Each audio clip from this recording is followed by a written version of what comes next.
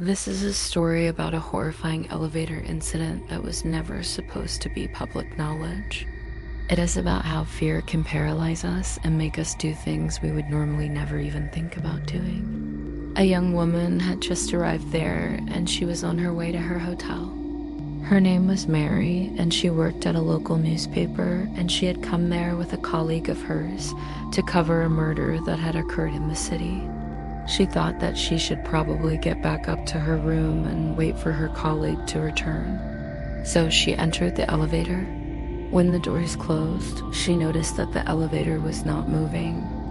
She could hear Robert talking to someone on the other side of the door. The police are still investigating this case, and they don't know what happened in that elevator. What is your opinion? How do you think they died? If you'd like to hear another scary story, click on the video on the screen now.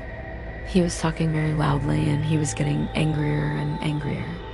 Mary started banging on the elevator door, but it was no use. She couldn't get out. Robert's voice suddenly changed, and he started yelling, "I'm coming." Mary screamed for help, but her cries were drowned out by Robert's laughter. The elevator began to move, and it went down to the basement level. She pushed the button for the first floor, and she waited. It didn't take long before she realized that the elevator wasn't working. She pressed the alarm button, and she shouted for help. There was no answer, so she tried calling the front desk, but the line was dead. She felt a surge of panic. She was trapped in an elevator in a building that she didn't recognize, with a man she didn't know who was acting very strangely. She had checked into the hotel, and she had dropped off her stuff. It traveled all the way to the top floor. The doors opened, and Robert stepped out. He turned around and looked at Mary, and he said, "I want to apologize for being rude earlier." Mary didn't say anything. She was still in shock. Robert said, "I hope you understand that my behavior was due to the stress of the job and the pressure to solve this case." He continued on saying, "You're right. I shouldn't have asked you those questions. It was very unprofessional of me." Mary remained silent. She was shaken and she couldn't speak. Robert cleared his throat and he said, "I hope you'll forgive me. Perhaps I can make it up to you. Would you like to go out for dinner or maybe a drink?"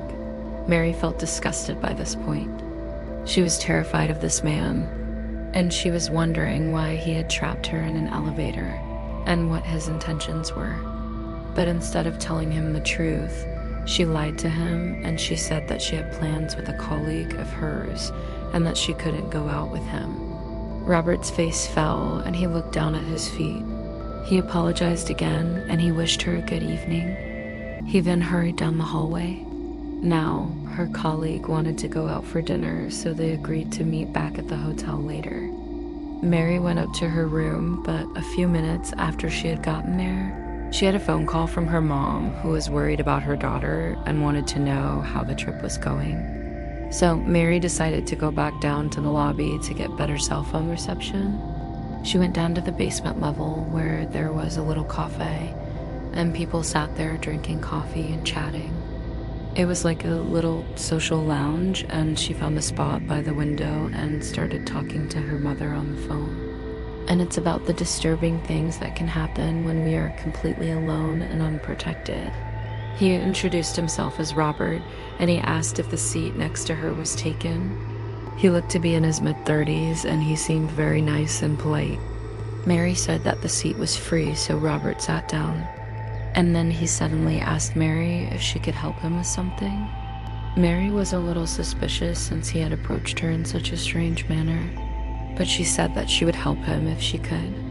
And then Robert explained that he was from the police department, and he wanted to ask her some questions about the case she was covering.